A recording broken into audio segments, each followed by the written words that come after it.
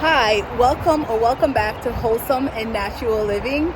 It is finally feeling like spring weather, and so garden content is on the way.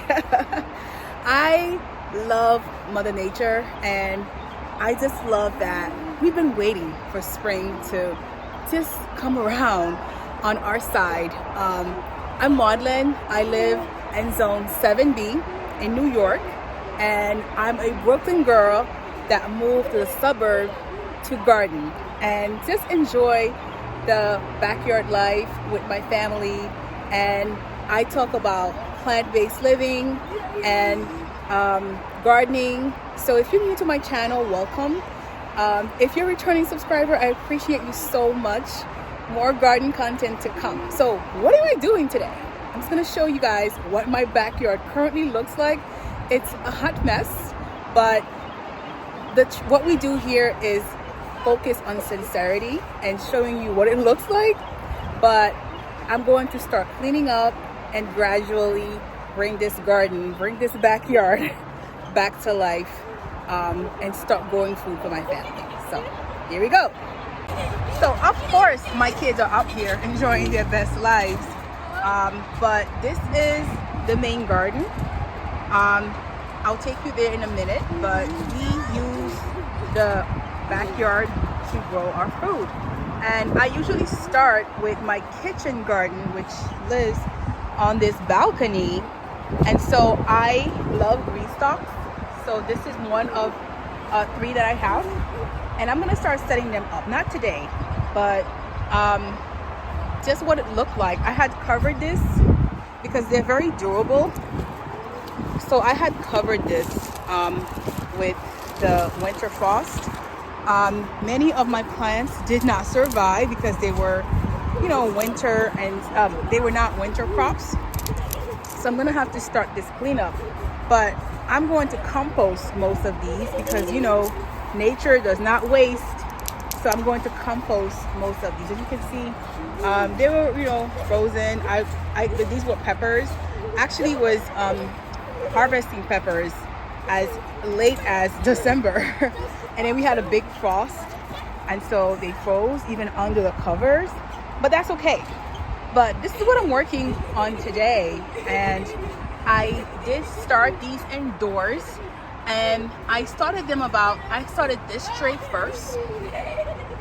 So shallot, onions, dinosaur kale, Swiss chard spinach, lettuce, all sorts of frost tolerant crops that I started first.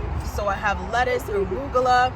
So I started this tray about a month ago, maybe 3 weeks ago. And then these are tomatoes, peppers, beans. I started these a few days ago, and I am so shocked at the growth because they were indoor on my windowsill, not getting very much sun. And then this tray I started maybe like a week before this one, and so you're starting to see a lot more growth. This is peas.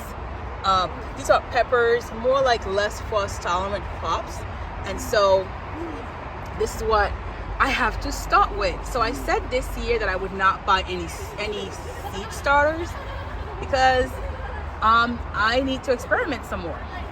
But I did go to Walmart and purchase some of these, like hardy figs,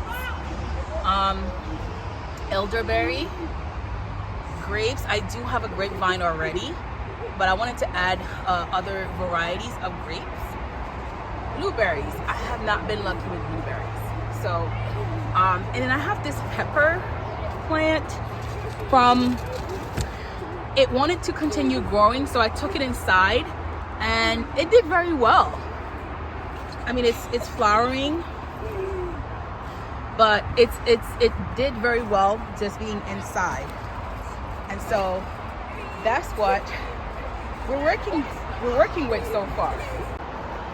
So I have not purchased any seeds or any seedlings, because I really this year want to 100% start from what I grow on my own. So I'm starting with all my seeds. So I'm going to give you guys a quick tour. So I was on the balcony, but now heading to the main garden. So from the balcony to the main.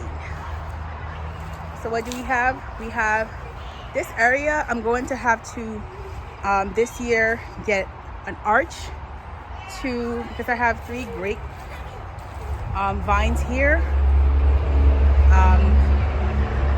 I don't know, we haven't done our spring cleanup yet, so of course there are weeds and stuff there inside.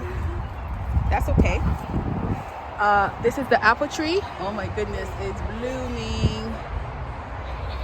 It's blooming. I cannot wait. It's blooming.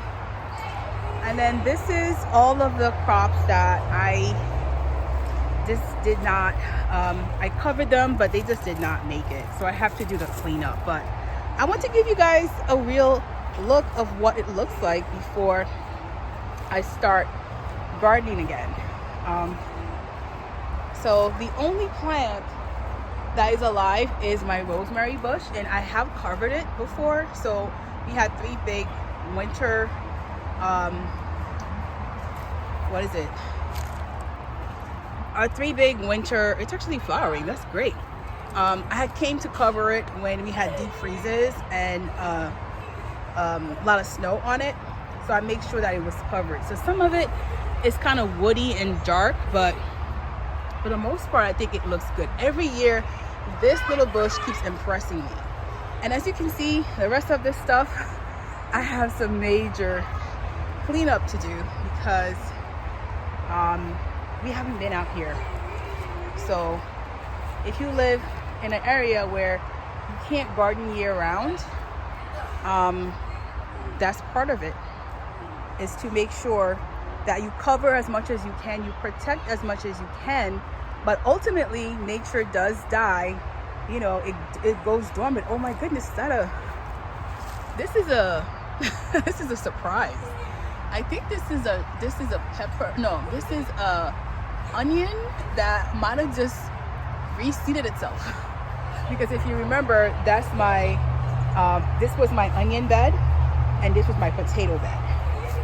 So a lot is going to happen to this area after we do the cleanup, and I cannot wait to just come back and enjoy my outdoor garden again.